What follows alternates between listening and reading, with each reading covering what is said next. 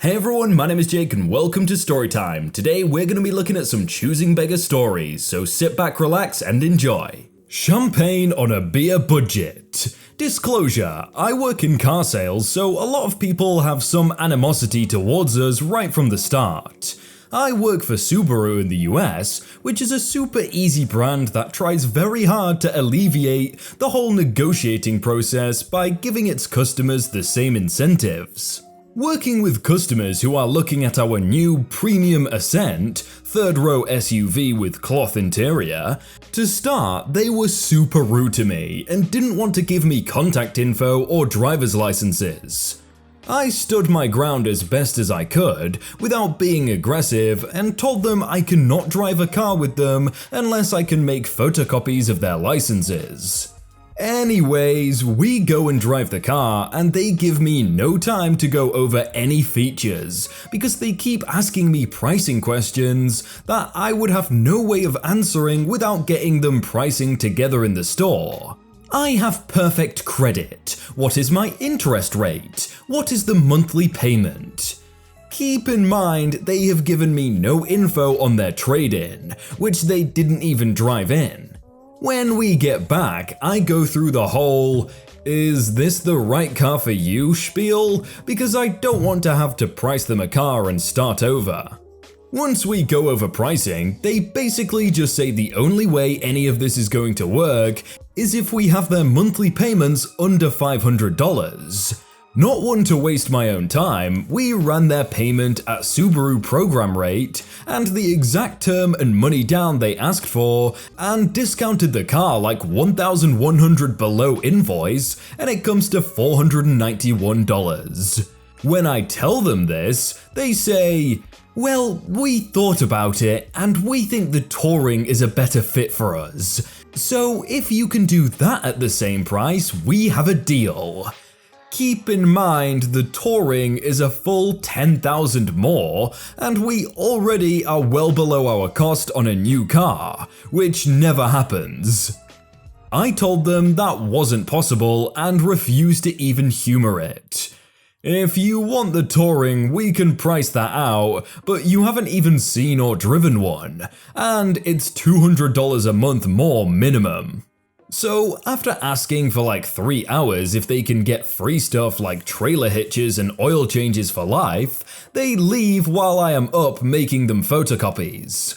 They come back like an hour before close saying they went to another dealer and got a quote that was like $100 a month better than ours. Not possible. Also, the closest other dealer is over an hour away, so the timing doesn't line up. Anyways, after another hour of me saying no to their ridiculous requests, they finally agree and say, "Okay, let's go for it." So we put their credit app in and every single bank denies them because they are 10 payments behind on their mortgage and car payment, and she defaulted on another loan. So I had the pleasure of telling Mrs. Perfect Credit Score that they can go pound sand because they can't afford it.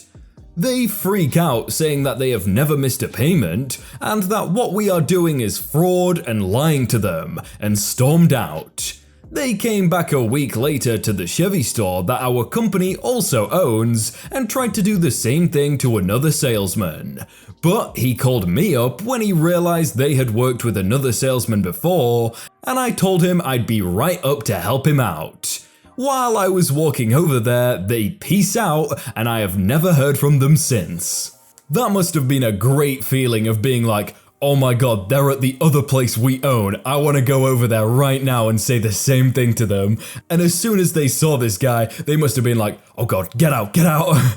Woman got angry because she couldn't get free stuff out of a charity shop. My mum's the manager of a small charity shop, and I mean really small. Doesn't get a huge amount of donations, but does relatively fine. Today, she was working and a choosing beggar walks in and it goes something like this. M for my mum and CB for choosing beggar. "Hi, how can I help you?" Hi, I'm helping my friend move into her flat, and she's got this very expensive painting that needs moved, so I'm looking for an old blanket I can use to move it. Well, but I don't want to pay. Do you have anything you can just give me for free? No, we don't. So you don't have anything you're going to throw out? Not one thing. It doesn't need to be amazing, it can be old. No, we don't throw anything out. We recycle everything that doesn't sell. Yeah, that's the same thing as throwing out. No, it's not. Everything that we recycle, we get money for to help the shop. You must have something you can give me for free. You don't need the money. You're not going to get very far acting like that. Choosing Beggar walks out and goes into another charity shop trying to buy a blanket for £1 and says to the charity shop person, "I'm only paying £1 because I will bring it back when I'm done." I found this really weird, but okay. To be fair, you could probably go to like a pound store or like a dollar store in America and find a blanket for quite cheap. Maybe not £1, but like 3 to 5 maybe? Can't someone just do my makeup? It'll take 5 minutes. This happened about 2 years ago on the morning of my brother's wedding. I was a bridesmaid. My now sister-in-law had scheduled 2 pro makeup artists to come to our hotel the morning of the wedding to do makeup for her, the bridesmaids, and the mums if we so chose.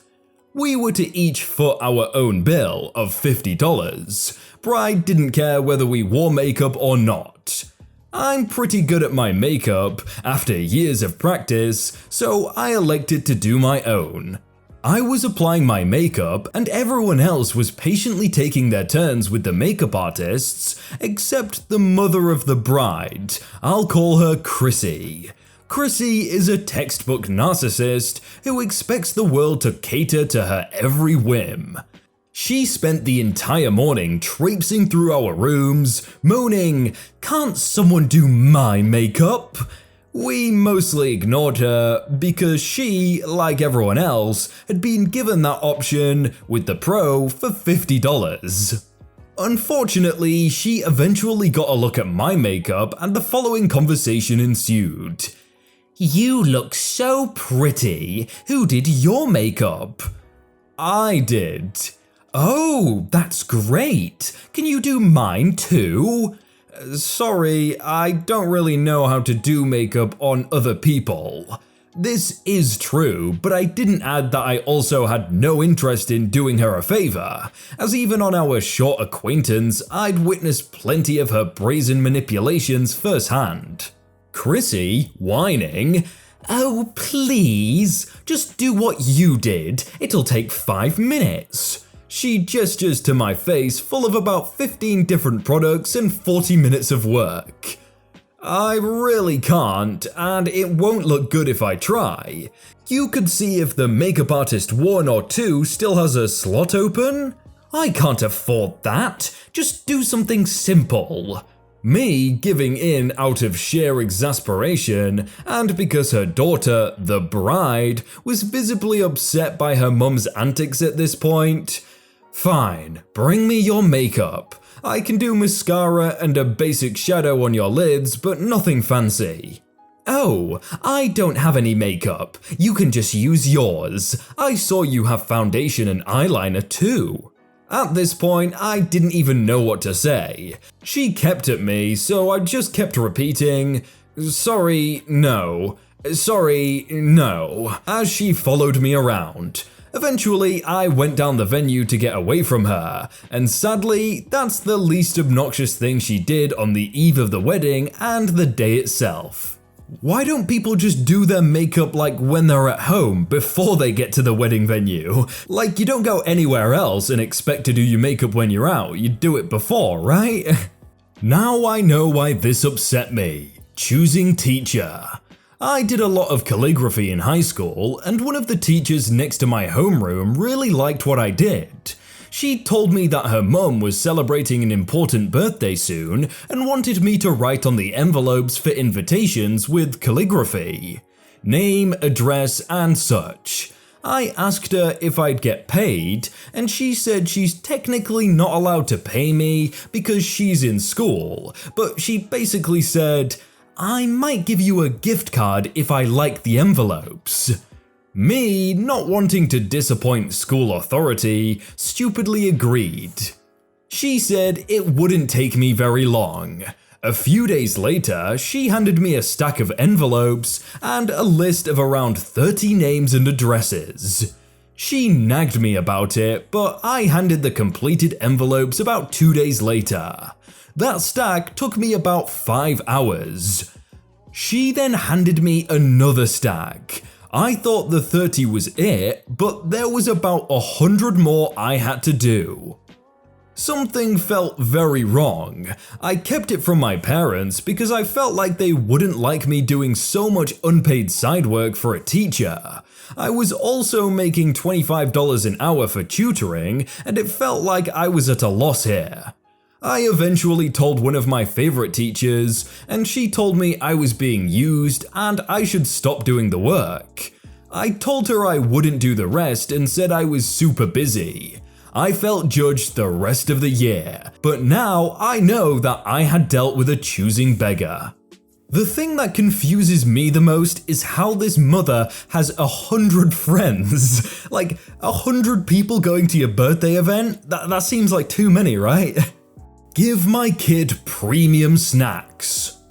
My story summarizes why I never wanted to be a teacher, but life had other plans. I teach kids of junior high, equivalent of 7th to 9th grade, as an assistant. Basically, they do their maths and science homework with me, and I help out with questions or study with them when they have exams.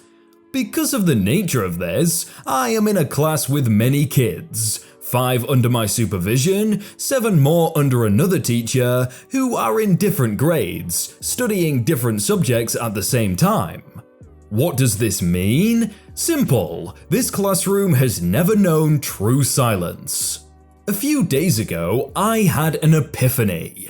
Those are young kids, 13 to 16-year-olds, and what do kids like? Candy. So I bought a bag of mini chocolates or wafers and came up with a bribe system. Solve 1 piece of homework equals 1 piece of candy. Same for learning 2 paragraphs of biology or geography. If you were too loud, you would have to do 50% more to get the candy. It was easy money, or candy, so I didn't hear a lot of complaining. I even brought some extra and gave them to the kids that were not under my supervision because, well, it's not nice that the kids next to you get candy and you don't. A few minutes in, I realized it wasn't a great idea. One of the kids kept being loud and refused to do the extra 50% to earn his second piece, so I didn't give him any. He was super ticked off, so I left one with his next teacher and left it in her discretion to either give it by the end of the class or not, but never asked what cake of it. Fast forward to earlier today. We are giving feedback to the parents. The little brat's mum comes in and asks about her spawn. I give some honest feedback. Smart kid, but doesn't listen to me. She asks if I was the one that gave the candy the other day. The conversation was pretty much as follows. My lil brat really liked the idea of the reward, but he didn't get his second one. Oh, yeah, I left his second candy with Miss X and asked her to decide.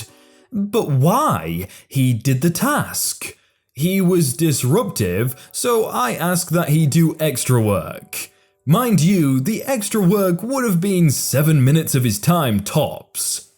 That doesn't sound fair. All the other kids got a second piece. Well, they completed their assignments and kept quiet. Well, he really wanted one. By this time, a lot of parents were gathered there and I was pretty much done. I said that if he wanted it so much, he can have one if he apologized for being loud in class, and take out a candy from my bag. I kept the leftovers for a treat to myself. And let me tell you, I did not expect this reaction. Seriously? One of those? It was a popular but inexpensive brand. That's what the big deal was about? How much did that even cost that my little brat couldn't have one more? Ma'am, it's not about the cost. It was a system to keep the kids quiet and eager to do their homework. I just picked it up on my way to be nice. Lil Brat doesn't even like this. You should be getting them a more expensive candy instead, as yours is not even good for them.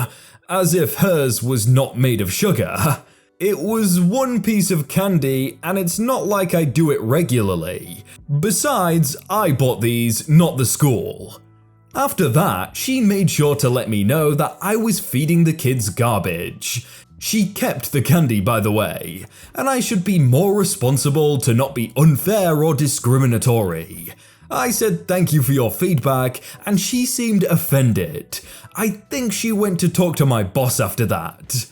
The next mum seemed a bit baffled and had a good luck dealing with her look when she started talking to me. Well, if she really wanted everyone to have the more expensive candy, then the mum should have brought it in. Just buy them for the entire class, how about that? Hey everyone, I hope you're all having a really good day so far and that you enjoyed that video. If you want to see more videos like it, then click on screen right now and remember to subscribe if you haven't already. But I will see you very soon.